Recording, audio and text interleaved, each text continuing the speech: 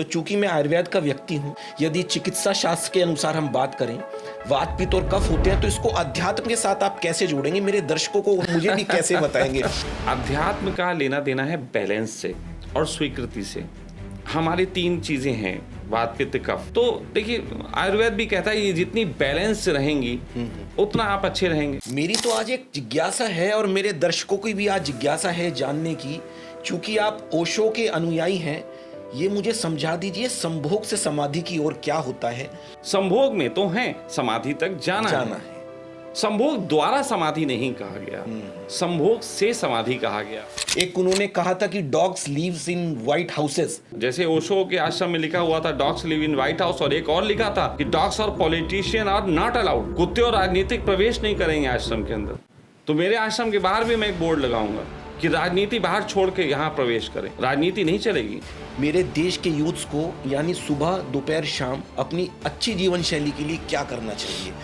आज ऐसी रील्स भी मौजूद हैं, मैंने देखी, कोई कहता है ये करने से आपका ये ठीक हो जाएगा, और उसको लोग मान रहे हैं, हजारों और लाखों लोग देख रहे हैं, मिलियंस में व्यूज जा रहे हैं। मैं आपको एक ऐसी चीज बता सकता हूँ, एक ऐसी विधि जिसको इस्तेमाल करके आप जीवन में कभी बीमार नहीं होंगे। उसके लिए आपको कोई पैसा खर्च करने की जरूरत नहीं है, और वो आपके घर में रहते ही आप कर सकते हैं। आपको कहीं बाजार जाने की जरूरत नहीं। ये सब बातें भ्रम होती है, ऐसा कुछ नहीं होता। तो जैसा कि दोस्तों आप जानते हैं, मैं हमेशा अपने पॉडकास्ट में ऐसे गेस्ट को आमंत्रित करता हूं जो सोसाइटी के लिए तो बहुत अच्छा काम कर ही रहे हैं, लेकिन कहीं ना कहीं वो मानव जीवन शैली को उच्च स्तर तक उठाने के लिए बहुत अच्छा कार्य कर रहे हैं। तो आज इसी श्रृंखला में हमारे साथ हैं सखा जी, आपका बहुत बहुत स्वागत है। और यदि मैं बात करूं चिकित्सा क्षेत्र की, तो सबसे पहले हमारे दिमाग में आता है डॉक्टर। और लेकिन आज मैं यदि कहूं कि आज हमारे साथ सखा जी जो हैं वो डॉक्टर्स का भी इलाज करते हैं, और न जाने कौन कौन से डॉक्टर्स का ऐसी पैथी से इलाज किया हुआ है। और चिकित्सा की यदि मैं बात करूं और गंभीर चिकित्सा रोगियों की यदि मैं बात करूं, तो सबसे पहला पदार्थ हमारे दिमाग में जो आता है वो आता है ऑक्सीजन। लेकिन क्या आप दोस्तों जानते हैं कि ऑक्सीजन के अलावा हाइड्रोजन से भी चिकित्सा हो सकती है? इसके बारे में मैं तफ्तीश से विस्तार से सखा जी से जानना चाहूँगा। सखा जी प्लीज़ बताइए कुछ इसके बारे में। सबसे पहले तो निशान जी धन्यवाद कि आपने मुझे यहाँ आमंत्रित किया और मौका दिया अपनी उस बात को कहने का जिसको जानने का हक दुनिया को है जी। तो आपने जैसे अभी लोगों को बताया कि अभी तक जब भी हमें स्वास्थ्य से संबंधित किसी चीज़ के बारे में होता है तो हम सबसे पहले ऑक्सीजन हमारे ख्याल में आती है।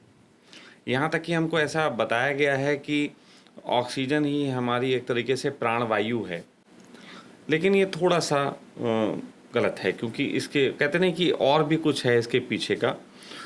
तो मैं आपको बताना चाहता हूँ कि हम लोगों के लिए जो प्राणवायु वास्तव में प्राण हैं, वास्तव में जो प्राण हैं वो हाइड्रोजन है। अरे वाह!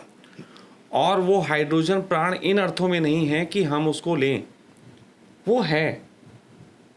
इस कमरे में रखी कोई भी चीज़ ऐसी नहीं है जिसके अंदर हाइड्रोजन ना हो। इस पूरे यूनिवर्स की बनावट में सिर्फ हाइड्रोजन का ही खेल है। पूरे यूनिवर्स में जब कुछ भी नहीं था तो जो पहला सेल आया था वो हाइड्रोजन था। तो अगर हम कहें कि गॉड ने जब दुनिया बनाई तो उसने जिस मिट्टी का इस्तेमाल किया दुनिया बनाने के लिए, तो उस मिट्टी का नाम हाइड्रोजन है। तो जो पहली मिट्टी थी उससे ज़्यादा प्योर क्या हो सकता है? तो हाइड्रोजन है, और हाइड्रोजन के माध्यम से हम बहुत लोगों के रोगों को दूर करने के लिए काम कर रहे हैं। और जैसे एक होता है कि जीवन के संबंधित अगर बात कहें तो जीवन एक ऐसा है जो कभी भी ऐसा नहीं होता कि पूर्ण हो गया हो। वो लगातार चलता रहता है, लगातार ग्रो अप होता रहता है, कभी गिरता है, कभी उठता है। यही जीवन की शैली है। यही स्वास्थ्य के संबंध में भी है कि कोई भी रिसर्च फाइनल रिसर्च नहीं होती, हमेशा उसमें आगे संभावनाएं बाकी रहती हैं। तो अभी तक हम लोगों ने जो भी किया है, सच बात तो यह है कि मैंने कोई डिग्री नहीं ली है, मैं स्पष्ट कहता हूँ, मैं कोई डिग्री नहीं ली। लेकिन देखिए, ऐसा होता है, जीवन से सीखने का ढंग होता है। तो कुछ लोगों के लिए वो ढंग किताबें होता है, और कुछ लोगों के लिए वो ढंग जीवन को जीना होता है। तो बहुत से लोग हैं जो किताबों के माध्यम से जीवन को जानते हैं, उनको हम पढ़े लिखे लोग कहते हैं। लेकिन कुछ मेरे जैसे भी लोग होते हैं जो जीवन को जी के उसे पहचानते हैं। तो ये बात अलग है कि हम पढ़े लिखों में नहीं आते।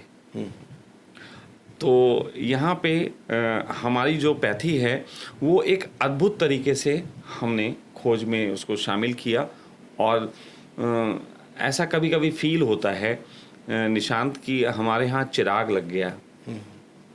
वाकई में मेरे जैसा व्यक्ति जब ये शब्द बोलता है तो थोड़ा सा लोगों को आश्चर्य होता होगा, लेकिन सच बात यह है कि हमारे यहाँ पे एक चिराग लग गया है जिसकी दुनिया को बहुत ज़रूरत है।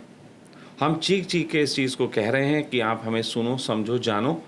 और मैं सारी मेडिकल पैथीज जितनी भी हैं, चाहे वो मेडिकल साइंस हो, चाहे वो आयुर्वेदी हो, चाहे वो कोई भी पैथी हो, इवन की पैथी छोड़िए, एक सड़क के किनारे बैठा व्यक्ति भी इस पे अगर काम कर रहा है तो मैं कहूँगा कि एक वक्त आ गया है कि हम हाइड्रोजन पे बात करें।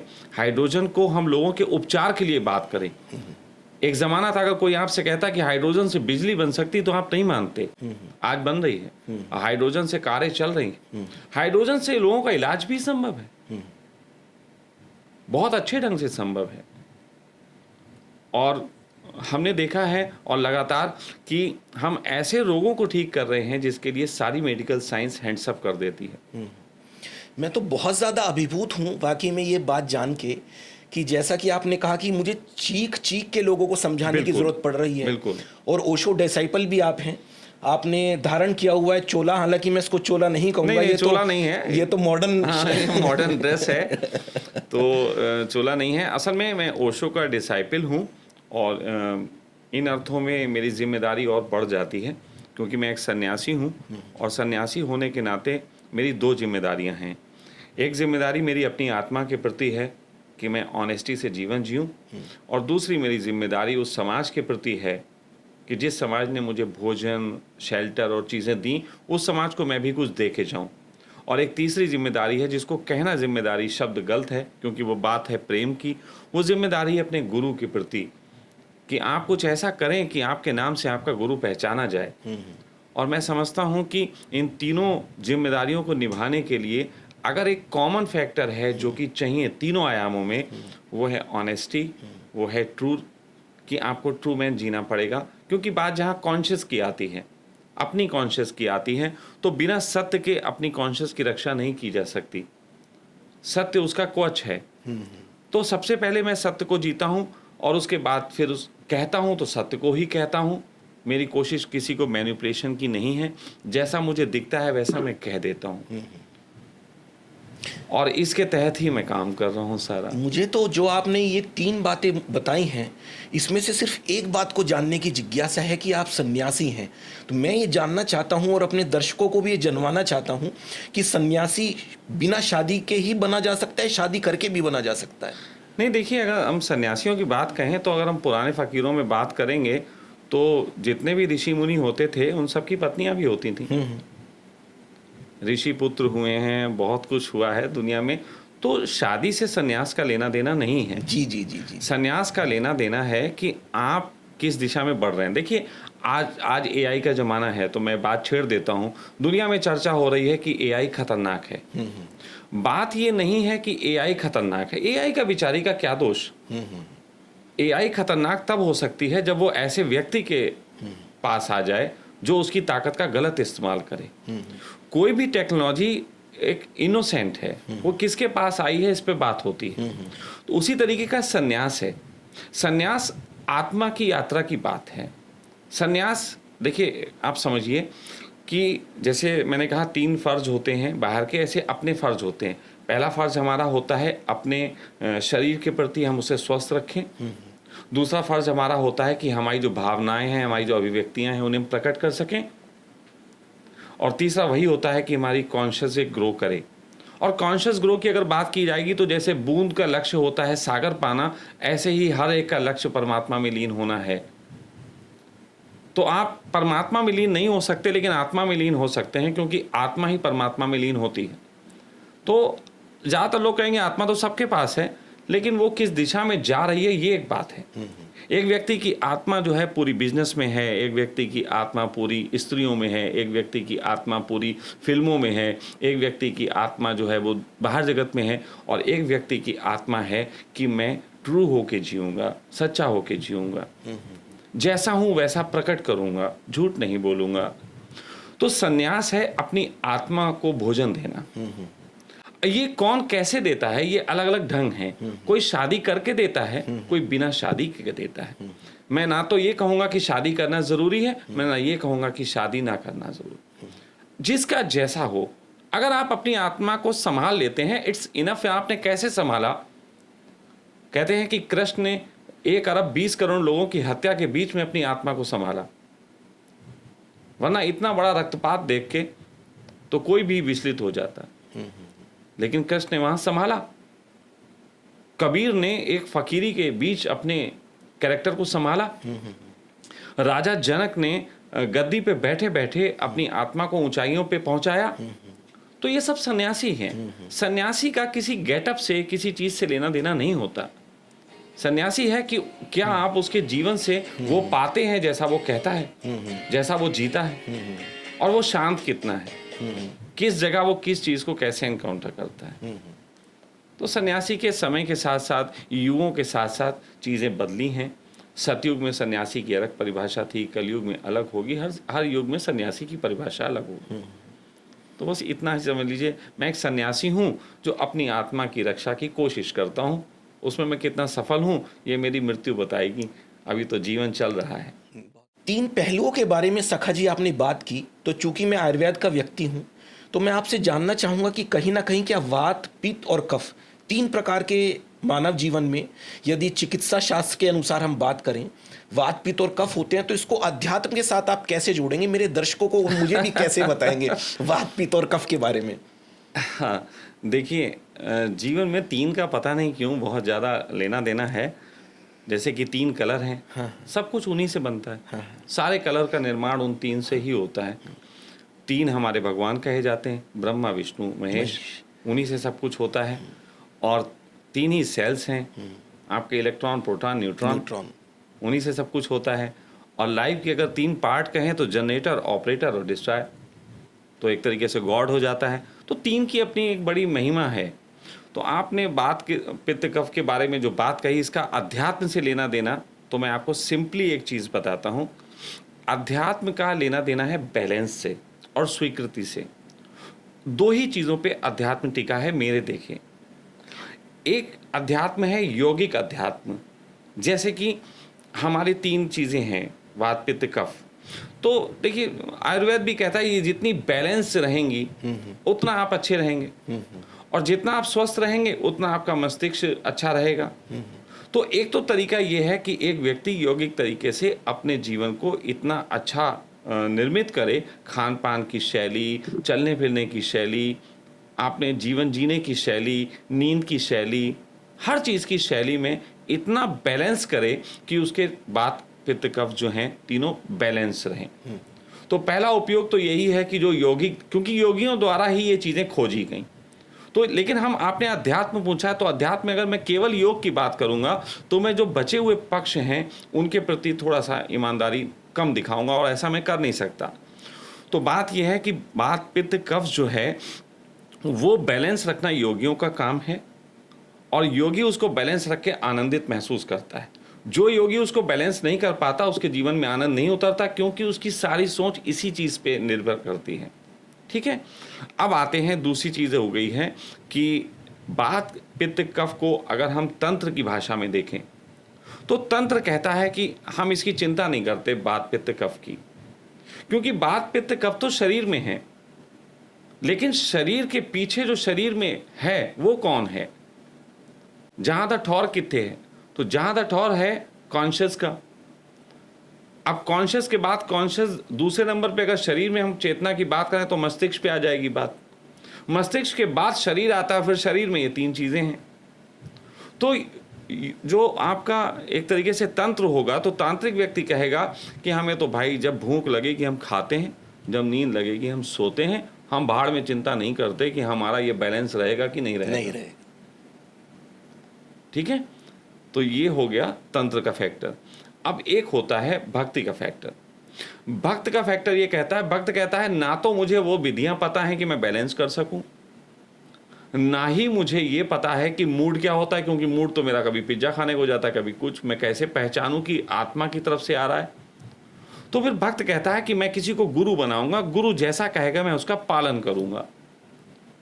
और उसमें एक बड़ा फैक्टर है कि यदि उस पालन के बाद भी मेरा वात पित्त कफ सही नहीं रहा, तो फिर जैसा भी शरीर है, पीड़ा में भी शरीर है, मैं उसको स्वीकार करूंगा और आनंदित रहूंगा। देखिए, वो रोग जो होता है, अब मेडिकल साइंस ने रोगों को खंड खंड कर दिया। वो कहते हैं हाथ का दर्द, कमर का दर्द, सर का दर्द, कान का दर्द, दांत का दर्द। हम लोगों में पहले कहा जाता था, हमारे बुजुर्ग कहा करते थे, वो कहते थे रोग सिर्फ एक है और वो है शिकायत करना। तो पहले ऐसे यूज किया जाता था, कान दर्द की शिकायत, दांत दर्द की शिकायत है, पेट दर्द की शिकायत है, या इनको कमर दर्द की शिकायत है। तो पहले शिकायत शब्द यूज किया जाता था। वो कहते थे कॉमन फैक्टर शिकायत है। तो यदि आप शिकायत कर रहे हैं तो आप रोगी हैं, अगर आप शिकायत नहीं कर रहे हैं आप स्वस्थ हैं। धार्मिक परिभाषा शिकायत से जुड़ी हुई है और शारीरिक परिभाषा टेस्टिंग से जुड़ी हुई है। तो आप, क्योंकि हम धर्म की बात करेंगे तो फिर इस नज़रिए से हो जाएगा, और स्वास्थ्य की बात अगर शरीर की करेंगे तो फिर तो टेस्टिंग पे डिपेंड होगा कि टेस्ट रिपोर्ट क्या आई। मुझे तो अब आप एक 2% की बात नहीं, 3% की एक बात बता दीजिए, जब 3 की बात चल रही है। मेरे देश के यूथ्स को, यानी सुबह दोपहर शाम, अपनी अच्छी जीवन शैली के लिए क्या करना चाहिए? चाहे वो खान पान से हो, आपने चलने फिरने के बारे में बताया, चाहे वो उससे हो। मैं तो बस ये चाहूँगा कि 3% की बात बताइए। देखिए, मैं आपको एक बहुत ऐसी बात बताना चाहता हूँ जो आज के युग में और ख़ास तौर पर रील्स के युग में बड़ी विरोधाभासी मालूम पड़ेगी। आज ऐसी रील्स भी मौजूद हैं, मैंने देखी, कोई कहता है ये करने से आपका ये ठीक हो जाएगा, और उसको लोग मान रहे हैं। हजारों और लाखों लोग देख रहे हैं, मिलियंस में व्यूज जा रहे हैं। इम्यूनिटी बढ़ जाएगी, ऐसा इम्यूनिटी का कौन सा बटन होता है कि दब जाएगा और इम्यूनिटी बढ़ जाएगी? इम्यूनिटी को मैं कल ही इस रील्स पे जब बात आई थी तो मैंने कहा था मैं आपको थोड़ा उसी ढंग में थोड़ा बोल के दिखाऊं, आपको शायद अच्छा लगेगा। सब लोगों को वो ये है कि मैं आपको एक ऐसी चीज बता सकता हूं, एक ऐसी विधि जिसको इस्तेमाल करके आप जीवन में कभी बीमार नहीं होंगे। उसके लिए आपको कोई पैसा खर्च करने की ज़रूरत नहीं है और वो आपके घर में रहते ही आप कर सकते हैं। आपको कहीं बाजार जाने की ज़रूरत नहीं। ये सब बातें भ्रम होती हैं, ऐसा कुछ नहीं होता, क्योंकि हमारी प्रकृति भिन्न है, हमारा खान पान भिन्न है। आपका और मेरा, कहने को हम 2 व्यक्ति हैं, लेकिन हम 2 व्यक्ति नहीं हैं, दो ब्रह्मांड हैं, 2 ब्रह्मांड। आपका खान पान अलग है, सोच अलग है, उठना बैठना अलग है, हर चीज़ अलग है। तो आपकी और मेरी दोनों की प्रकृति जब एक नहीं है तो हम दोनों के लिए कोई एक चीज़ कैसे काम कर सकती? बहुत सुंदर। ये प्रश्न ही गलत है कि कोई मैं ऐसी चीज़ बताऊं जो पूरे युवाओं के काम आए। मैं तो सारे युवाओं से कहूँगा कि किसी की मत सुनो, यही एक सबसे बेहतर चीज़ है। अपने को पहचानो, अपने को समझो। देखिए, मैं आपको बताऊं, हमारे शरीर की एक खूबी है, और वो खूबी ये है कि हमारे शरीर में टाइमर्स लगे हैं, परमात्मा ने लगाए। आप एक लिमिट से ज़्यादा खा नहीं सकते, आपका शरीर बोल देगा। ठीक है, इसका मतलब नहीं कि उसकी लिमिट क्रॉस करो। मेरे पिता कहा करते थे कि खाना इतना खाओ कि खाना खाने के बाद भी तुम्हारे पेट में 2 रोटी की जगह रहे। वो मेरी, मैं कह सकता हूँ, फिटनेस का राज है। तो बात ऐसी है कि आपको अपने अलार्म सिस्टम को समझने की ज़रूरत है। भूख लगती है, बॉडी बताती है, प्यास लगती है, बॉडी बताती है, नींद लगती है, बॉडी बताती है, उठना है, बॉडी बताती है, क्या करना है, बॉडी बताती है। आप अपनी बॉडी के साथ थोड़ी दोस्ती बनाएं। मेरा मानना यह है कि जीवन में चाहे विद्यार्थी को सफलता चाहिए हो, चाहे बिजनेसमैन को सफलता चाहिए हो, किसी भी व्यक्ति को अगर ऊंचाइयों पे जाना है तो उसको अध्यात्म को थोड़ा सा अपने जीवन में उतारना चाहिए, क्योंकि अध्यात्म को उतार के आपको अपने को सुनने की कला आती है, और सबसे अच्छा टीचर आपके अंदर बैठा है। वो ना मैं हो सकता हूँ, ना आप हो सकते हैं। दुनिया का कोई व्यक्ति एक ऐसा नियम नहीं दे सकता जो सभी के काम आए। मेरा मानना है कि कोई भी व्यक्ति, फिर ऐसा नहीं है। सेकंड बात है, पहली बात यह है कि दुनिया में कोई ऐसा नियम नहीं है जो किसी सबके काम आए। दूसरी चीज, दुनिया में कोई ऐसा नियम नहीं है जो किसी के काम ना आए। यानी कि एक मूर्ख से मूर्ख व्यक्ति खड़ा करके आप उसे लेक्चर दिलाइए तो उसके 4% फॉलोअर तब भी बन जाएंगे। ये साइकोलॉजी एक साइकोलॉजी का पार्ट है कि जिसमें कहते हैं आप कोई भी बात कहेंगे 4% लोग आपको फॉलो करेंगे। ये अंधविश्वास का धंधा कैसे चलता है? उन्होंने 100 लोगों को दवाई दी, उसमें 4 लोगों को लग गई, फिर वो 4 लोग 400 ले आए, 400 में से 16 लोगों को लग गई। इसी तरीके से उनका परसेंटेज चलता रहता है, क्योंकि हर आयाम के लोग बैठे हैं, हर एक को अलग अलग बात जो है वो क्लिक करती है। तो इसलिए जब दुनिया अनूठी है तो इसमें अनूठे ढंग से ही जिया जाएगा। तो हर व्यक्ति को अपनी प्रकृति पहचाननी है। जिस तरीके से आप अपनी शरीर की नाप देख के कपड़े लेते हैं, आपको भोजन भी अपने चित्त को देख के लेना चाहिए, दूसरे को देख के प्रभावित नहीं होना चाहिए। आप यूनिक हैं, परमात्मा ने आपको श्रेष्ठ बनाया है, और हर व्यक्ति को ये अहंकार पालने का हक है। ये एक आध्यात्मिक मुंह से अहंकार पालने का हक अच्छी बात नहीं लगेगी, लेकिन मैं कह रहा हूं कि हर व्यक्ति को यह अधिकार पालने का हक है कि वो जीवन में सबसे श्रेष्ठ है। लेकिन उस अहंकार को अगर सात्विक दिशा देनी है तो आपको ये भी सोचना पड़ेगा कि आपके अलावा भी जो हैं वो भी श्रेष्ठ हैं। उनको भी समझने की जरूरत है। वो नहीं, वो देखिए, वो बाहर की बात हो गई। एक हो गई निजता और एक हो गई मैत्री। निजता के तहत मैं अपने को समझूंगा कि मुझे कितना खाना है, कितना पीना है, कितना सोना है, कितना श्रम करना है, वो मेरी निजता है। लेकिन जब मैं आपसे मिलूंगा तो मैत्री है, वहाँ मैं आपके साथ समझूंगा कि मुझे किस ढंग से बात करनी है, किस ढंग से आपको कन्वे करना है अपने मैसेज को। तो एक चीज़ है। बाहर बैठे हम एक कहानी की बात कर रहे थे, तो वो कहानी थोड़ी सी है, अगर आप 2 मिनट के लिए मुझे वक्त दें, मैं जल्दी में समझाऊंगा। कहानी ये है कि मैं एक समय क्रिकेट खेला करता था, यंग था, तो मैं अब एक अपनी सिस्टर है उसके यहाँ गया हुआ था। उसके घर के सामने एक ग्राउंड था, वहाँ क्रिकेट हो रहा था। तो मैं भी इस आस में बैठ गया जाके कि कोई मुझे बल्ला गेंद देगा, मैं भी खेल लूँगा। ऐसा सब करते हैं, आपने भी किया होगा, या जो भी खेलते हैं उन्होंने किया होगा। तो वहाँ मैं बैठ गया। फिर एक टीम में एक लड़का कम पड़ा, तो उन्होंने कहा कि तुम मैच खेलोगे? हमने कहा खेलेंगे। हम खुश हो गए।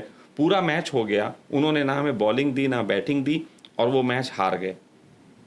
मुझे दुख हुआ, मैं दुख होके घर वापस आया। तो मेरी सिस्टर ने पूछा कि तुम क्यों दुखी हो? मैंने कहा मैच हार गए, जो कि हम जीत सकते थे, शायद मैं अकेला जिता सकता था। तो मेरी सिस्टर ने कहा कि तुमने बॉलिंग नहीं की? हमने कहा उन्होंने दी नहीं। बोले बैटिंग भी नहीं? बोले, मैंने कहा वो मौका नहीं आया, आखिरी तक आया तब मैच हार गए थे। तो मेरी सिस्टर कहने कि उनको कैसे पता लगेगा? क्या उनको स्वप्न आएगा? आपको अपना टैलेंट उन्हें बताना चाहिए था। अगले दिन मैं सुबह फिर वहाँ ग्राउंड में गया, वही टीम थी। मैंने उनसे कहा सुनो मित्र, मैं बॉलिंग भी कर लेता हूँ, मुझे बॉलिंग का मौका दो, मैं बैटिंग भी कर लेता हूँ। फिर जब मैंने उन्हें दिखाया अपनी बॉलिंग फेंक के और बैटिंग करके, तो उन्होंने उसी दिन मैच में मुझे ओपनिंग पे भी उतारा और अटैक भी दिया, और वो मैच उसी टीम के खिलाफ था और मैंने जिताया। ये बात कहीं ना कहीं वैसी नहीं हो गई जैसे सामने वाला अगर गाली दे तो, और हम कह दे तू दे रहा है मैंने तो नहीं ली, और फिर हम कहीं ले मैं दे के दिखाता हूं। नहीं, ये बात ये है कि दो व्यक्तियों में अगर हम संबंध बना रहे हैं तो दोनों को एक दूसरे की क्षमताओं से परिचित होना चाहिए। हाँ जी, हाँ जी, हाँ जी। तो मैत्री के तल पे हम जिनसे मैत्री करते हैं, सबसे पहले हमें अपने जीवन को उन्हें खोल के बता देना चाहिए कि मित्र सुनो, हम ऐसे हैं, हाँ हाँ, ऐसे चल सकते हैं। और देखिए, ये विवाह में भी होता है। विवाह में पहले जब विवाह होता था तो एक पंडित आता था और 7 फेरे पढ़ाता था, और वो 7 वचन होते थे कि लड़की की तरफ से ये वचन है, लड़के की तरफ से ये वचन है, दिस इज ए एग्रीमेंट, और अगर आप साइन करते हो तो फिर पति पत्नी नियुक्त होगे, और फिर पूरे जीवन में अगर ये नियम पालन करोगे तो सुखी रहोगे। तो एग्रीमेंट साइन था, और उस एग्रीमेंट से जब जब लोग बिगड़ते हैं तो उनके जीवन में कष्ट आते हैं, और बहुत साइंटिफिक है। मैंने तो आपके बारे में कहीं ना कहीं एक बार ये भी सुना है कि आप छोटी छोटी चीज़ों को अपने जीवन में बड़ी जल्दी से आत्मसात कर लेते हैं। जैसे कि ये उदाहरण आपने बताया दर्शकों को कि कैसे उन्होंने क्रिकेट में अगले दिन आपको खेलने का मौका दिया। मैंने तो सुना कि आपने ये छोटा सा उदाहरण आत्मसात करके पढ़ाई छोड़ दी थी। हाँ, वो पढ़ाई छोड़ने की घटना कुछ इस ढंग से थी कि एक मेरा मित्र था, वो मुझे पढ़ाने आता था। मुझे एक दिन पहले, जिस दिन पेपर होता था, वो मुझे पढ़ाता था। तो बस घटना कुछ ऐसी है कि मेरे उस मित्र के एक सब्जेक्ट में मुझसे कम नंबर आए। तो मुझे लगा कि उसने मुझे मार्क कराए थे, जो क्वेश्चन मैंने रट लिए थे, लेकिन उसने शायद उसे रटे नहीं होंगे और वो उसको नहीं कर पाया, या रीज़न जो भी हुआ हो, वहाँ से मुझे ये समझ में आया ये शिक्षा मेरे योग्य नहीं है। ये पूरी शिक्षा जो नीति इस समय चल रही है, ये 5 क्वेश्चन की शिक्षा नीति है। यदि वो 5 क्वेश्चन जो कि आ गए, आपका गैस फंस गया, तो आप फर्स्ट क्लास पास कर जाएंगे, और एक व्यक्ति को 95 आते हों, 5 ना याद हों, वो फेल हो सकता है। तो ये मेरे काम की नहीं थी, ये ज़िंदगी मुझे चाहिए ही नहीं थी। मुझे शिक्षा, देखिए ज़्यादातर लोग शिक्षा लेते इसलिए हैं कि शिक्षा का उपयोग करके उन्हें अपने जीवन चलाने के लिए धन कमाना है, वो चाहे नौकरी से हो चाहे बिजनेस से हो। मात्र इस चीज़ के लिए शिक्षा लेना शिक्षा का अपमान है। शिक्षा तो इसलिए ली जाती है कि हमें जीवन सीखने की कला है, और वो शिक्षा गुरुओं की संगत में मिलती है, बुजुर्गों की संगत में मिलती है, दोस्तों की संगत में मिलती है, और जीवन में हर राह पे चलने वाला व्यक्ति वो सिखाता है। आपके इस ब्रॉडकास्ट पे मैं एक चीज़ कहना चाहूँगा, आप बताएं क्या आपने कोई भी स्टडी ऐसी की जो आपकी जॉब के वक्त काम आई हो? नहीं आई हो। मुझे पॉडकास्ट करना किसने सिखाया? आपकी बात सही है। बिल्कुल, मैं कह रहा हूँ जॉब ने हमें हमें स्कूलों ने कुछ ऐसा नहीं सिखाया जो हमारी असल जिंदगी में काम आता हो। ज़्यादा से ज़्यादा इतना कि का से कबूतर होता है, खा से खरगोश होता है। तो ये तो हमारे घर में एक 3 साल का बच्चा आज रहता है, वो भी जानता है, बिना पढ़े जानता है। लेकिन चलिए, ये तो मानसिक स्तर का एक आयाम हुआ। ऐसा नहीं हम कह सकते कि पढ़ाई जरूरी नहीं है। मैं ये नहीं कहूँगा। देखिए मित्र, एक बात समझिएगा, मैंने फिर कहा पढ़ाई ज़रूरी है इंटेलिजेंसी के लिए, और इंटेलिजेंसी के लिए ज़रूरी नहीं है कि जिस तरीके की जो शिक्षा नीति चल रही है वो इंटेलिजेंस देती है। अगर वो इंटेलिजेंस देती है तो फिर आप ये मत कहिए कि आपकी डिग्री देख के हम नौकरी देंगे, क्योंकि नौकरी आप डिग्री देख के दे रहे हैं, उसके बाद भी आप उसे ट्रेन कर रहे हैं।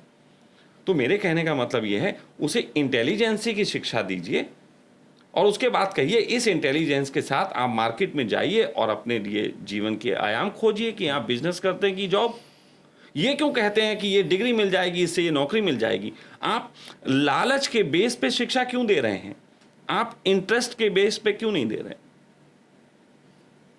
आप इंटरेस्ट पैदा करिए ना उसके अंदर, क्यूरियोसिटी पैदा करिए कि वो कहे कि आइंस्टीन के, वो क्यूरियोसिटी आनी चाहिए कि वो सेब गिरा और देखा, न्यूटन वाली बात, कि गिरते सेब को किसी में क्यूरियोसिटी आए।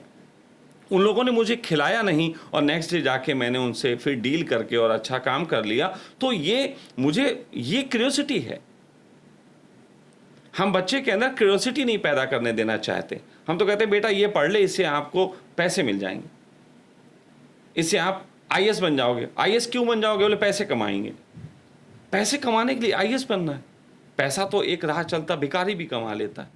आईएएस इसलिए बनना है कि आपको देश में कुछ करना है। इंजीनियर इसलिए बनना है कि हमें अच्छी बिल्डिंग बनानी। अच्छी बिल्डिंग बनाना क्यूरियोसिटी है, और आप अच्छी बिल्डिंग बनाओगे तो क्या बनाने वाला पैसा नहीं देगा? देखिए, नियम है कि पैसा मिलेगा इसलिए काम करना है, दूसरा नियम है काम करना, पैसा तो मिलेगा। पैसे के लिए काम नहीं करना है, काम करना है। मैं आज स्वास्थ्य के लिए काम कर रहा हूँ, तो मैं इसलिए नहीं कर रहा हूँ कि मुझे इससे पैसा मिलता है ना। पैसा कमाने के बहुत तरीके हैं। बात यह कि मुझे इंटरेस्ट है, मुझे खोज में रस है, मुझे वो आयाम जानना है जिस आयाम में अभी तक पर्दा पड़ा हुआ था, और उस पर्दे को मुझे उजागर करना है और लोगों को बताना है।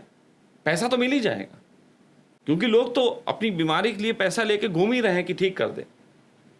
वो मेरे पास भी आएंगे, मैं ठीक करूंगा, पैसा तो मिलेगा। चलिए खैर, वो सब बात तो ठीक है कि पैसा मिलेगा। अब ये तो बता दीजिए, हाइड्रोजन से इलाज कैसे करते हो सर? हाँ, ये एक अच्छा है। मेरे मतलब की आपने बात की तो थोड़ा सा मतलब की बात कर लेते हैं। देखो मित्र, बात ऐसी है कि दुनिया में जितनी भी चीज़ें हैं, कोई भी समस्या, इवन कि ये माइक है, अगर इस माइक में भी ये माइक अपना काम ना करे जिस काम करने के लिए पैदा हुआ है, तो ये एक समस्या हो जाएगी। ठीक है? तो इसी को आपकी मेडिकल साइंस की भाषा में बोलते हैं फ्री रेडिकल्स। जब आपके शरीर में जिस सेल को जो काम करना चाहिए था वो काम नहीं करता है, तब आपके शरीर में बीमारियां पैदा होती हैं। डन? इतनी सी बात समझ में आ गई? ये एक बिल्कुल अनपढ़ व्यक्ति को भी समझ में आ जाएगी कि मैं क्या कह रहा हूं। ठीक है? अब मैं ये कहूं कि अगर ये खराब हो गया है तो इसको हम, मतलब यानी कि ये जो काम करना चाहिए था वो नहीं कर रहा है, तो इसको क्या होगा, एक मैकेनिक आएगा जो इसको ठीक करेगा। वो ठीक करना ऐसा ही है जैसे मैकेनिक ने इसे समझाया कि तुम इस काम के लिए बने थे, तुम इस काम को करो, ठीक है।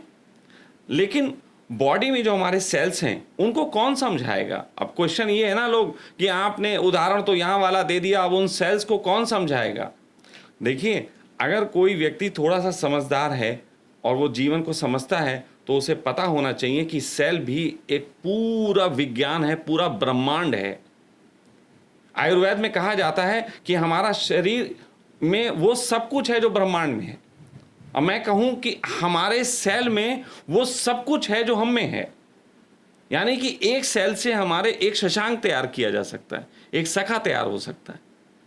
आपके शरीर का एक सेल लेके मैं एक निशान बना सकता हूं।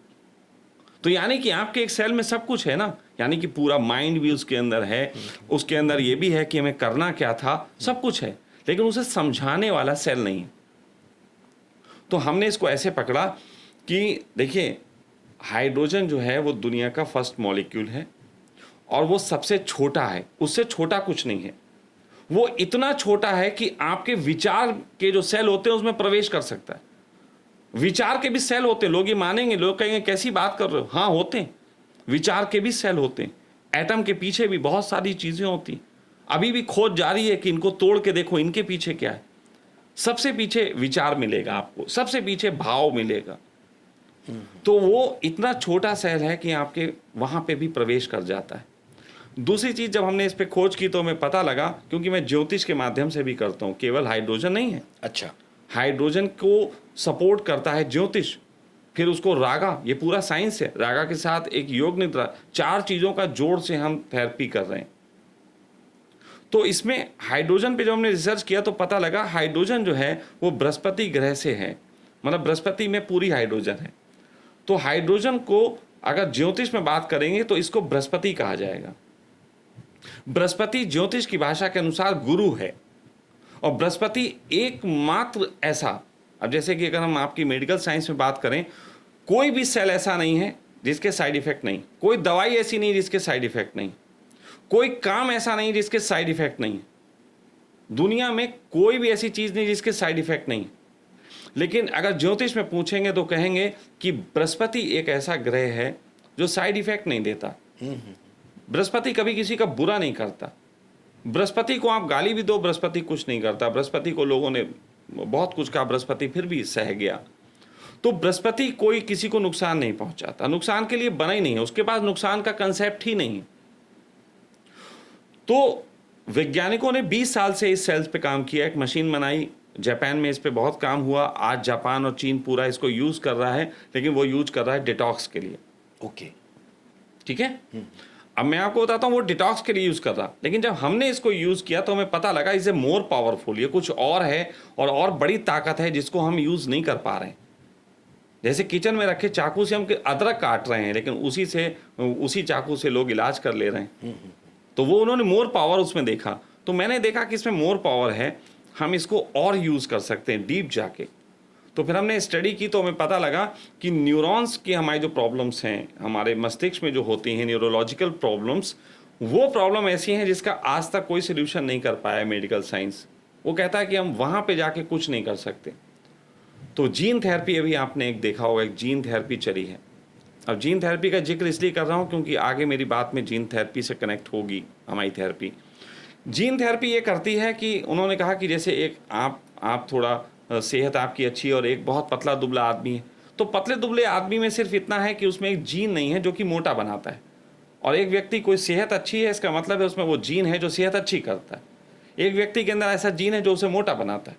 तो अगर मोटा वाला जीन निकाल के पतले वाले व्यक्ति के जीन में फिट कर दिया जाएगा तो पतला वाला भी मोटा हो जाएगा, क्योंकि जीन मतलब प्रोग्राम। अगर उसको एक सॉफ्टवेयर की लैंग्वेज में समझें कि जीन एक प्रोग्रामिंग है, वो जैसा प्रोग्राम लिखा जाएगा वैसे ही वो आगे चल के बनेगा। ये बिल्डिंग के नक्शे जैसी बात है, ठीक है। तो हम लोगों ने इसको देखा कि ये सबसे छोटा मॉलिक्यूल है, इसका मतलब किसी भी मॉलिक्यूल के साथ, फिर इसकी स्टडी कहती है, इसकी पूरी बुक है, उसमें जिन लोगों ने इस पर स्टडी की उन्होंने कहा है कि हमने देखा है कि ये फ्री रेडिकल्स को जाके किल करता है। फ्री रेडिकल्स के साथ जाके दोस्ती करता है, फिर उनको समझाता है और सही रास्ते पे ले आता है, या उनको कहता है कि अब तुम साइड में चले जाओ। तो ये फ्री रेडिकल्स के साथ संबंध बनाता है।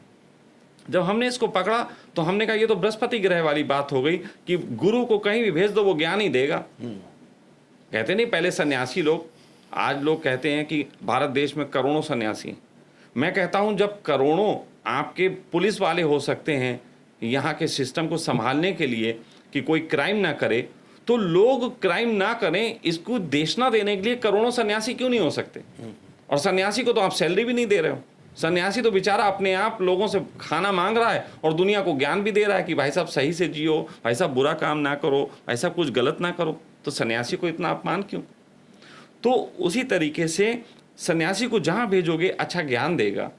तो हमारे शरीर में जब ये सेल जाता है तो वो देखता है कहाँ कहाँ गड़बड़ हो रही है, वो उनको ठीक करता है। लेकिन फिर ये तो दिक्कत की एक बात थी। दिक्कत की बात ये थी कि किसी की किडनी में प्रॉब्लम हो गई है, अब ये सेल आराम से जाएगा और फिर शरीर में जाके पता नहीं वो किसको समझाएगा, लेकिन ज़रूरत तो हमें किडनी में है ना। अब इस सेल को सीधे किडनी को कैसे बताओ, क्योंकि ये मूडी सेल भी है। इस सेल की बात में वैज्ञानिक कहते हैं कि इसको कंट्रोल नहीं किया जा सकता, ये मूडी है। तो गुरु मूडी भी होते अच्छे हैं लेकिन मूडी होते हैं, चलते अपने ढंग से।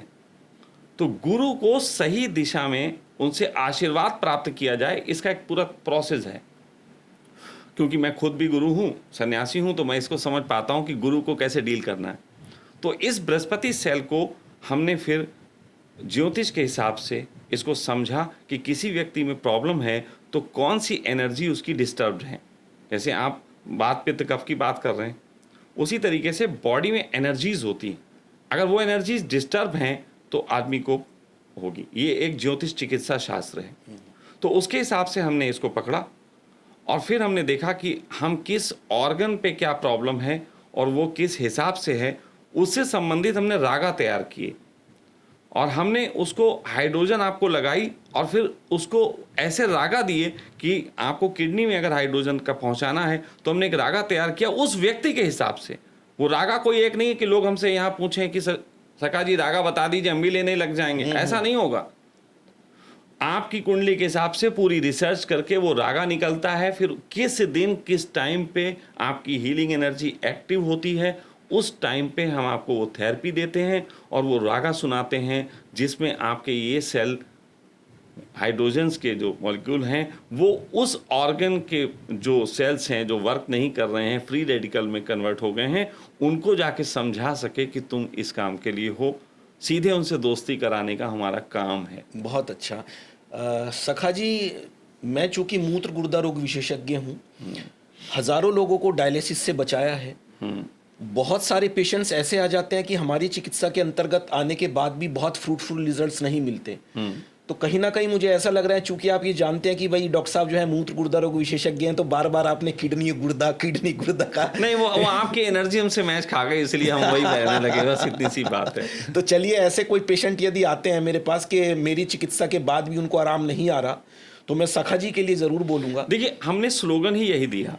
हम ऐसा नहीं कर रहे हैं कि हम कह रहे हैं कि मेडिकल साइंस के पास मत जाओ, हमारे पास आओ। हम ये भी नहीं कह रहे कि आयुर्वेद के पास मत जाओ, हमारे पास आओ। हम ये कह रहे हैं जब आप सब जगह से हार गए हैं तब आप हमारे पास आइए। उसका एक रीज़न है, बहुत आज क्लियर कर देता हूँ आप सबके बीच। रीज़न सिर्फ ये है क्योंकि हम जिस साइंस की बात कर रहे हैं उस साइंस को हर आदमी समझ नहीं सकता। वही समझ सकता है जिसने अपने दिक्कतों को दूर करने के लिए सभी पैथियों में चक्कर काटे हों।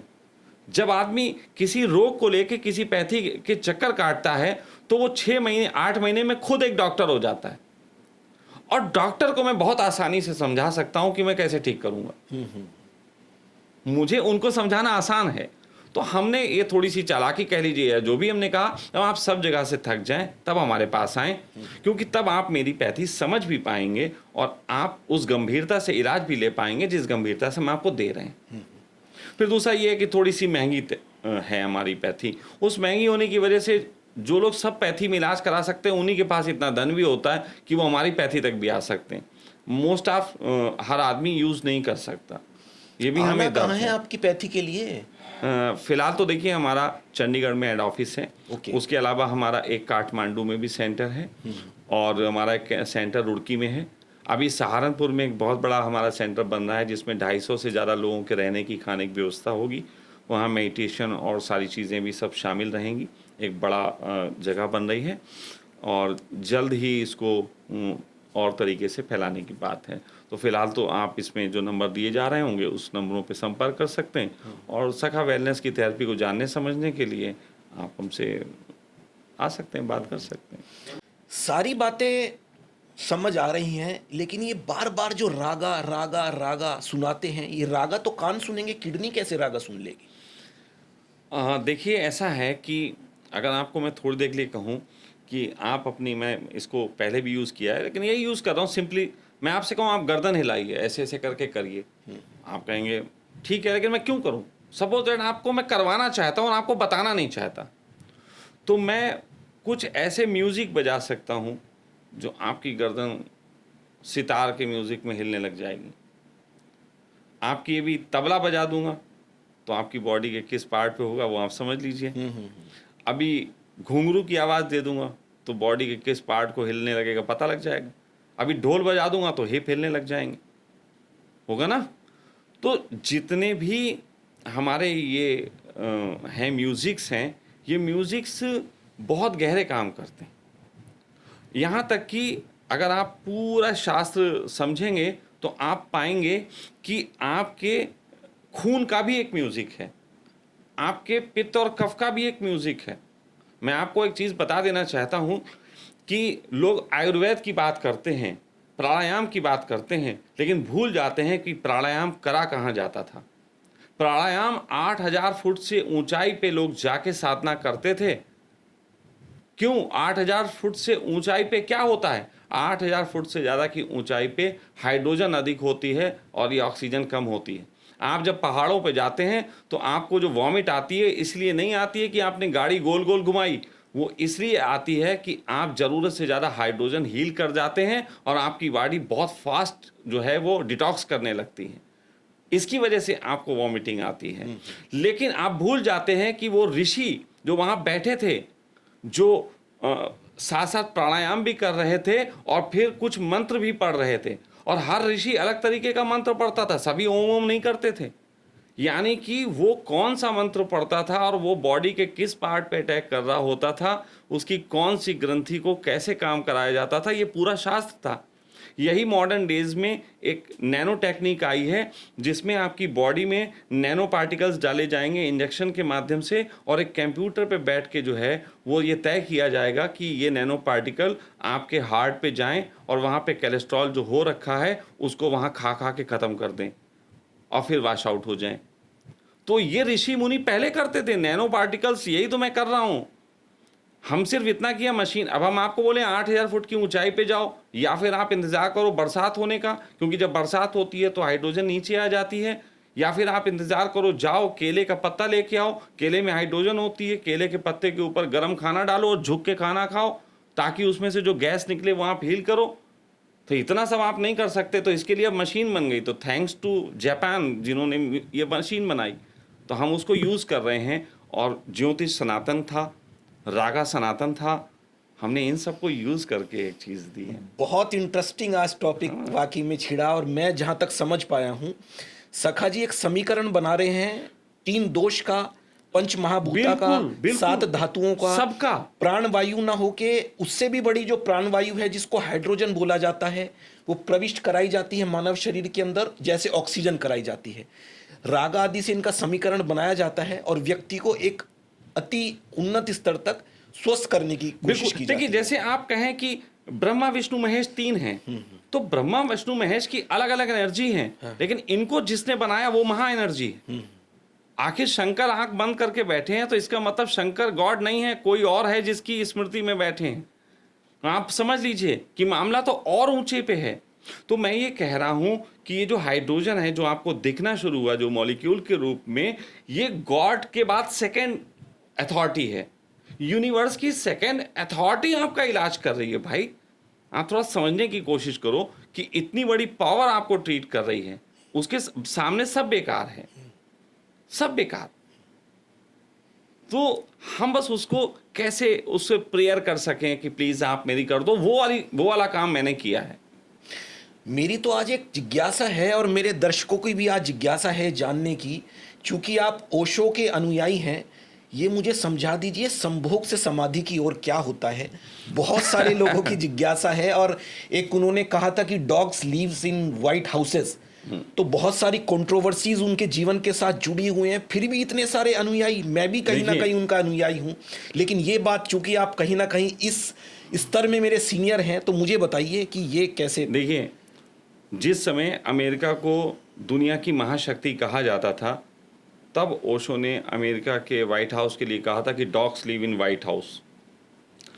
आज धीरे धीरे दुनिया के बहुत देश ये समझने लगे हैं कि अमेरिका मैनिपुलेट करता है, युद्ध में धक्का देता है, खुद पीछे हट जाता है। ये आप देख रहे हैं, रशिया यूक्रेन वॉर में भी देख रहे हैं। ये आपने देखा अफगानिस्तान को कैसे तबाह किया, ये आपने देखा कि कितने कंट्रियों को तबाह करता है। अभी इजराइल का भी युद्ध ये करा रहा है और दुनिया में अपना बस तमाशा करता है। तो ये बात ओशो ने देख ली थी, समय से पहले देखी थी।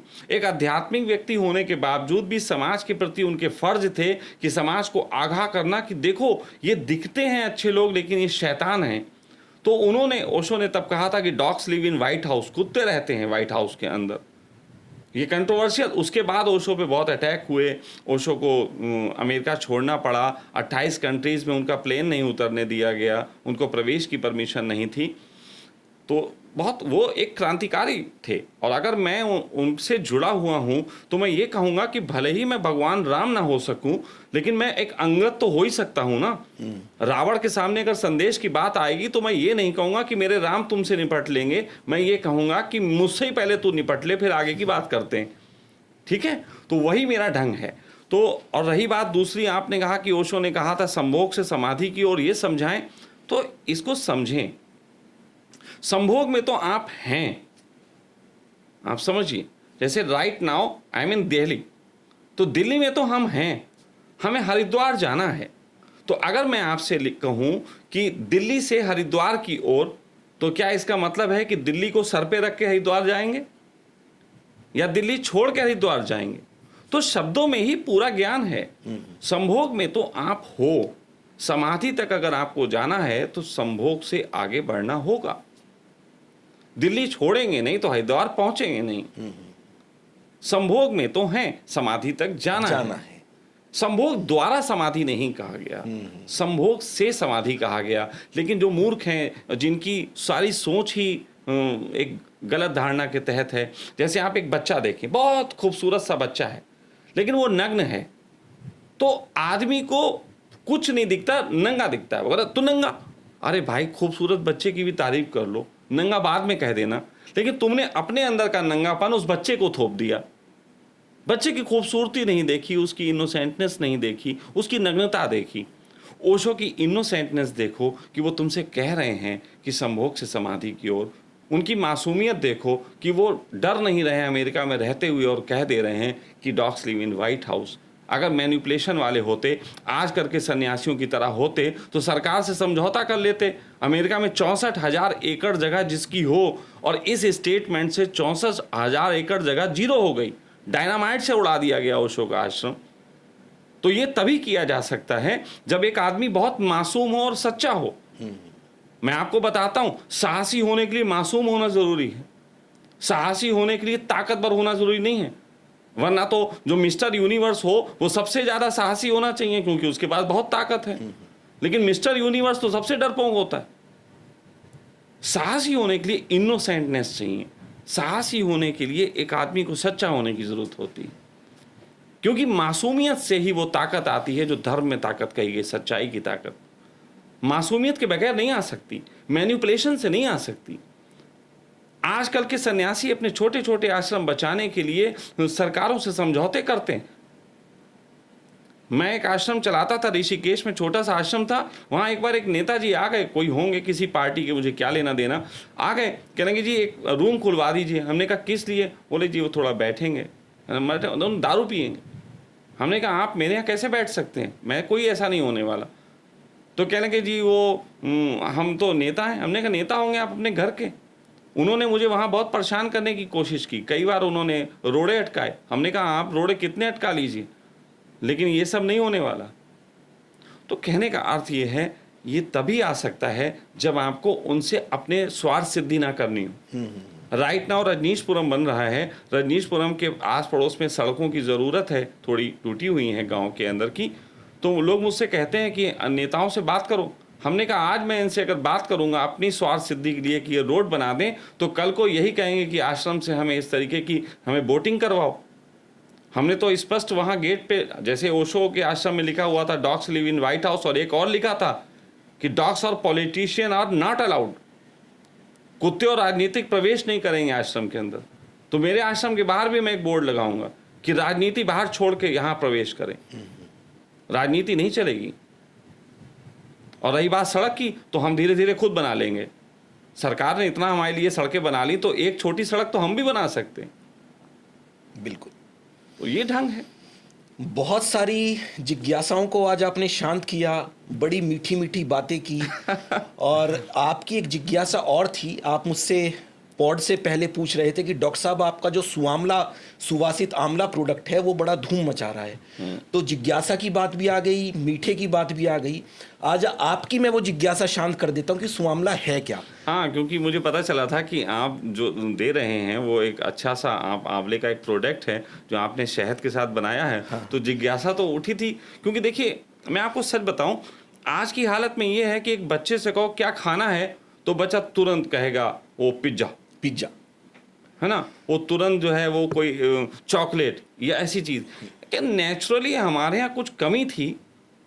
मुझे याद आता है कि आज से अगर हम 30 साल पुराने समय को याद करते हैं, 35 साल पुराने समय को, तो गर्मियों की दोपहर में हम अपने दोस्तों के साथ कंकड़ इकट्ठे करके और आम को टपका के खाने के लिए निकल जाते थे कि किसी पेड़ पे ईंटा मार के आम गिराएं। हम लोगों ने तीर कमान बनाए थे। रामायण के समय में हम लोगों ने धनुषवाण बनाए थे कि इससे मार के गिराएंगे। तो वो एक क्यूरियोसिटी होता था, हम ओरिजिनल चीज़ें खा रहे थे। आज के समय में सब कुछ ऐसा हो गया है। आप देखिए बाबा रामदेव पे लोग आरोप लगाते हैं ना जाने कैसे कैसे, और दूसरी तरफ पेप्सी खुल के बिक रही। तो मुझे आपका प्रोडक्ट ये था कि कम से कम नेचुरल तो है। चलिए आज आपकी जिज्ञासा शांत कर देता हूँ। मैं वाकई में बड़े दिल से आपके लिए लाया हूँ ये सुआंवला, और एक आप जरूर इसको खा के देखिए और पसंद आएगा आपको। अच्छा, मैं थोड़ा सा आपसे पूछना भी चाहूँगा, इसमें आपने क्या क्या मिलाया है थोड़ा सा? इसमें मैंने क्या क्या मिलाया है, देखिए मैं आपको बता दूं। बेसिकली ये मैंने बिल्कुल शास्त्रों की विधि से बनाया है, जैसा कि शास्त्रों में लिखा हुआ है। किसी तरह का कोई प्रिजर्वेटिव नहीं है। चूने पानी से निथार के इसको बनाया जाता है। सारंग मधुमक्खी का शहद इसमें यूज किया जाता है। उस शहद को डायबिटिक्स लोग भी यूज कर सकते हैं। आप जैसा कि मुझसे पूछ रहे थे डायबिटिक्स लोग इसको खा सकते हैं क्या।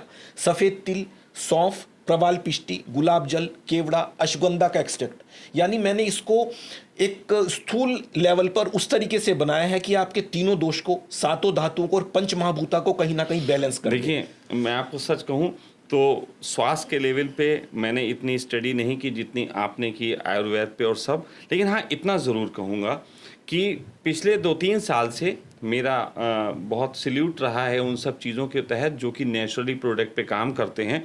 और चाहे कोई भी हो, जैसे कोई एक लड़का मुझे दिखा, उसने कहा कि हम गाय का देसी घी बनाते हैं, तो मैंने उसे सपोर्ट किया। मैंने कहा भाई 2 लीटर महीने में हमारे यहाँ भेज दिया करो। कोई कहता है कि मैं अच्छा बनाता हूँ तो मैं मंगवा लेता हूँ। तो डॉक्टर साहब मेरी तरफ से इतना ही है कि आप मुझे ये आज तो गिफ्ट कर रहे हैं, पैसे लेंगे। आपने डिप्लोमेटिक बात कर दी कि पैसे लेंगे या गिफ्ट कर रहे हैं। देखिए मैं आपको सच कहूँ कि मेरा मानना ये है कि यदि कोई व्यक्ति कोई भी कार्य करता है तो उसको उसका श्रमिक मिलना चाहिए, क्योंकि ये जीवन का एक बहुत बड़ा हिस्सा है। तो मेरी तरफ से इतना ही कहूँगा कि आप मुझे महीने में 1-2 किलो मेरे परिवार के लिए, सखा परिवार के लिए आप मुझे भेजें, और मैं खा के वाकई में खाने के बाद, यूज़ करने के बाद जनता को रिजल्ट भी बताऊँगा। अभी तो देखिए मैंने सुना, और आज मैं पहला ये खाऊंगा, अभी थोड़ा रुक के खाऊंगा, कहीं टपक जाए नहीं, ये तो टपकेगा, ब्रॉडकास्ट में आ जाएगा कि टपकेगा बिल्कुल नहीं। अच्छा, और ये आपके होठ भी नहीं चिपकाएगा। और दिल से यदि वहां निकलती है तो मुंह से वहां बोल दीजिएगा। मेरे 50 साल की उम्र के अनुभव के आधार पर इतना कह सकता हूं, इसमें शक्कर तो नहीं है। और No आपको एक doubt. बात बता दूं, 110 रोगों में काम करता है। असम में छोटी उम्र में ही बच्चों के बाल गिरने शुरू हो जाते हैं, आंखों की नज़र कमज़ोर हो जाती है। उसके अलावा और बहुत सारी दिक्कत हो जाती हैं, जोड़ों के दर्द वगैरह, खांसी, नज़ला, जुकाम, जो रोज़मर्रा की ज़िंदगी होती है, दिक्कतें होती हैं। एनर्जी व्यक्ति को फील नहीं करती, ऐसी बहुत सारी दिक्कतों में लाभ करता है। सुवासित आंवला, शास्त्रों में राग खांडव इसको बोला जाता है। सुआमला इसकी शॉर्ट फॉर्म है, सुवासित आंवला, वहाँ से सु और आंवला ले लिया, इसलिए हम इसको सुआमला बोलते हैं। है देखिए, खाने में स्वादिष्ट है। एक मिठाई खाने, रसगुल्ला खाने से तो बेहतर मुझे लगा, ये तो मैं कहूँगा। और खाने के बाद मैं समझता हूँ खाया जा सकता है। उसके अलावा ये दूध के साथ लेना, कैसे भी इसको आप ले सकते हैं। आंवले का हालांकि ये सिद्धांत है, मतलब ये एक्सेप्शन है कि आप इसको दूध के साथ लें या बिना दूध के साथ लें। दूध के साथ यदि लेंगे खट्टा होने के बावजूद भी, ये विरुद्धार नहीं है। ओके। क्योंकि मुझे ये लगा, मुझे याद आता, देखिए मैं आपको बताऊं, मेरी माँ आंवले का अचार ये रखती थी, घर में बनता था हमारे। और हमारे पिताजी जो थे वो थोड़े से स्पोर्ट्समैन थे, उनके लिए हमेशा बनता था। तो मेरे पिताजी के नियम थे कि वो 2 ये लेते थे, खाते थे और संग में 1 गिलास दूध पीते थे। और मेरे पिताजी फिटनेस के लिए बहुत कुछ अच्छा करते थे और उनकी फिटनेस बहुत अच्छी थी, ये सब मानते थे। वो बॉडी बिल्डर भी रहे, स्टेट लेवल चैम्पियन भी रहे, उसके अलावा भी वो फिज़िकली फिट रहे हमेशा। तो फ़िलहाल तो ये इसके लिए धन्यवाद कहूँगा जो आपने मुझे दिया। और निश्चित ही पहला स्वाद इसका स्वादिष्ट है, उसके बाद अनुभव से बताऊंगा। और निश्चित ही किसी दिन मैं पब्लिकली बोलूँगा, अगर मुझे लगा कि ये लोगों को बताने योग्य है, उन तक पहुँचाने योग्य है, तो मैं खुद इस पे अपनी दूंगा अपनी। अगर आज के लिए मैं आपसे बात करूं तो वाकई में क्या ज़्यादा से ज़्यादा लोगों तक इसको पहुंचना चाहिए? देखिए, मेरा अपना एक मानना है, मैं इसको थोड़ा दूसरे नज़रिए से कहूँगा।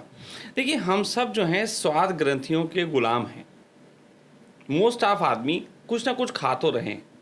तो मेरा मानना है कि अगर हम खा ही रहे हैं तो कोशिश करना चाहिए कि हमें, देखिए, खट्टा, मीठा, तीखा, कड़वा, सीठा, 5 चीज़ें हैं। मधुर, अम्ल, लवण, कटु, तिक्त, कषाय। बस, अब ये देखिए, ये इतनी अच्छी लैंग्वेजेस मुझे नहीं आती, तो मुझे मैं ये कहूँगा ये 5 इसमें है। इसे खा के सिठैलापन भी मैंने फील किया। मीठा भी, कड़वा नहीं है, लेकिन आपको जितने भी आप टेस्ट खाते हैं, मीठा लोग खा लेते हैं, खट्टा लोग खा लेते हैं, तीखा लोग खा लेते हैं, ठीक है, कड़वा नहीं खाते। और सीठा शब्द तो बहुत मुश्किल, पहले मुझे याद है एक वो होता था, कत्था करके आता था, उसमें मिलता था सीठापन, कशेला। हाँ, कशेला। तो सीठा नहीं मिलता इसमें। मुझे अभी खाने के बाद इतनी देर से मैं फील कर रहा हूँ, मुझे सीठापन इसमें दिखा। बस मैं वही आपसे जानना चाह रहा था, जो बात आपको पकड़नी चाहिए थी वो आपने पकड़ ली। नहीं, मैं थोड़ा सा इसी यही तो मेरी कला है, मेरी यूएसपी क्या है, यही है कि आप मेरे सामने कोई चीज़ रखेंगे, मैं उसकी जड़ तक घुस जाऊंगा कि वो चीज़ क्या है। इसीलिए तो सखा वेलनेस ने ऐसी थेरेपी खोजी जो कि अभी तक कोई इसको खोज नहीं पाया। दुनिया में सिर्फ एक हम ही हैं जो उसको इस ढंग से यूज़ कर रहे हैं और इतना ज़्यादा लाभ दे रहे हैं।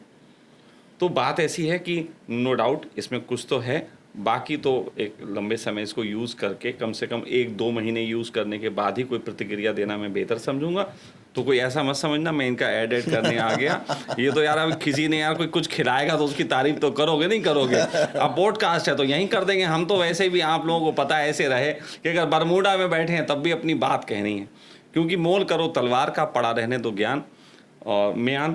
तो जो है ज्ञान का मूल्य है, बाकी किसी चीज़ का मूल्य नहीं है।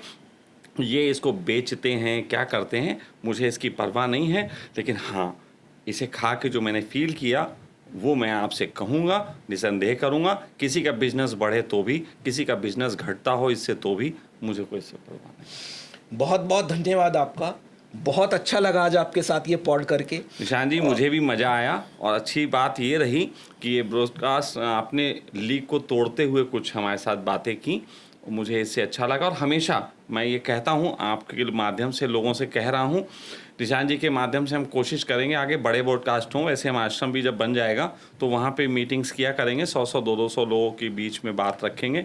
और मैं ये कहता हूँ कि कृष्ण ने गीता कही कम, अर्जुन ने उनसे कहलवाई ज़्यादा। मुझे भी अपनी गीताओं के लिए बहुत से अर्जुनों की तलाश है। जितने अच्छे क्वेश्चन होंगे उतना अच्छा आंसर निकलेगा। आपने अच्छे क्वेश्चन किए, उसके लिए आपको धन्यवाद। प्रणाम नहीं कर पाऊंगा, हाथ में मेरे ये और दोस्तों, बस आप लोगों से भी गुजारिश यही करना चाहूँगा कि आप लोग भी हमारे साथ इसी तरह से जुड़े रहें। ईश्वर आपको खूब स्वस्थ रखें, समृद्धि दें, ईश्वर आपको हर तरह से सुखी रखें। और यदि आप हमें रील के माध्यम से देख रहे हैं तो ज़्यादा से ज़्यादा लोगों तक ये शेयर करें। यूट्यूब पर यदि आपने अभी तक हमारा चैनल सब्सक्राइब नहीं किया है तो सब्सक्राइब जरूर कर लें, क्योंकि आने वाले समय में बस ऐसे ही कुछ इंटरेस्टिंग फैक्ट्स, ऐसे ही कुछ इंटरेस्टिंग शख्सियत आप लोगों के सामने आया करेंगी। ये वादा है मेरा, बस मज़ा ही तो आ जाएगा। Thank you.